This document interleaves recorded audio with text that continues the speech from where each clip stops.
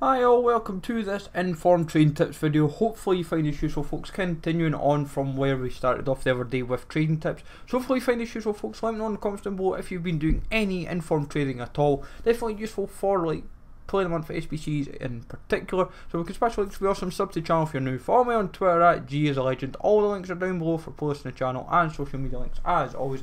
And remember to hit the notification bell to know when videos are live on the channel. Now we've covered a full team here of informs, kind of just worth keeping an eye on for various SBCs and so forth. Checks like pretty much cheap as for an 84 rated. There are people constantly asking, oh, I'll buy an inform, when do I sell them? The question with all informs, and I'll let some of them run in the background as well, but the main point is with this video, when you're buying an inform, you don't buy the inform to then sell like 2 or 3 days later. You're buying the inform to sell 3, 4, 6 weeks down the line. It comes down to SBCs, the card itself, if it suddenly goes crazy for demand, where it be through just people wanting the card in their squad, where it be through just hyping a video, someone's maybe hyped it in a video, whatever it may be. Like I've had the amount of people that have constantly asked me, oh, I bought check for 11k, for example. Oh, he's at 15k, do I sell him? I'm like, no, you do not sell him. Same with Fornals, people have bought them like discard. And like folk are like just trying to say, oh, I'll sell him now. I'm like, no, he's 1 in packs and 2 there's no need to sell. It's the comment. This seems to be the theme this year, guys. I don't know what's going wrong. Like when you buy an inform, like I'll buy 1 of every inform. Just now I'm only focusing on the silver informs because I know the informs in particular I can buy later on in the game. I've only bought a few of the Bundesliga informs because Bundesliga I'm quite keen. I'm looking quite keen on buying as a team this year. But even then, the big 5 leagues are considered anyway. But guys like Gorndorf, I got him at 9.9. I'll probably sell him if Bundesliga Player of the Month happens. But if it doesn't, I'll still keep him in the club regardless because 1, he's at 9.9. I'm not exactly going to be breaking the bank. But it's like Mandzukic is fairly cheap for his stats, and in my opinion, like if you can buy him that cheap, then he's worth buying. For Angel, like when you can buy an 83 rated Spanish striker, yes, it's not the best team or whatever. Yes, the league's perfect, but you think you work around it.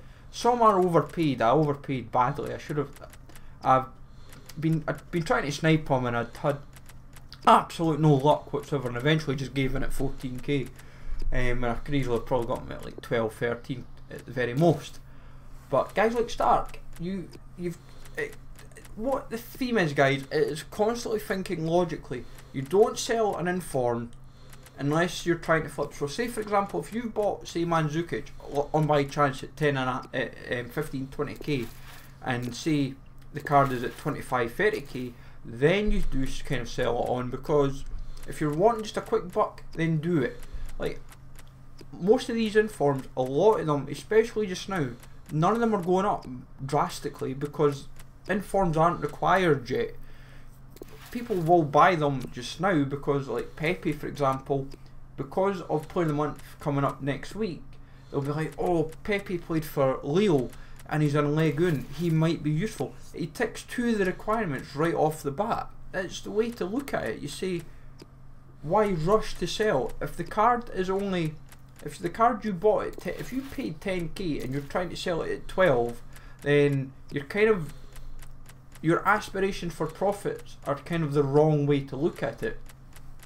Like Bertrand Traore's discard, but for me, I would say, right, well, he's 10.5k, he ticks Legun, he's an inform, like, wait till he's out of packs, give it a couple of weeks, and if say next week, suddenly the card might go 15, 20k. It's like, if he was to hit 20k, I'd be like, oh great, I'll go and sell then. Because I would say in my head, I feel like, can he really peak over 20k because he's the type of player that could bag a second inform? Like same for like Finn Bogason for example, I would expect it.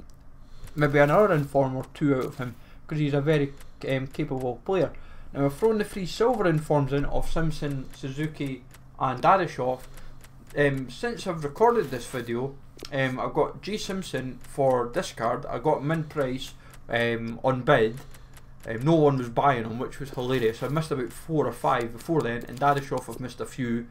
Suzuki I've been buying and flipping him quite a bit. I've had a few between like 6-7k. But honestly guys, like silver informs are my main investments because I can hold them for cheap and I know they'll eventually build up.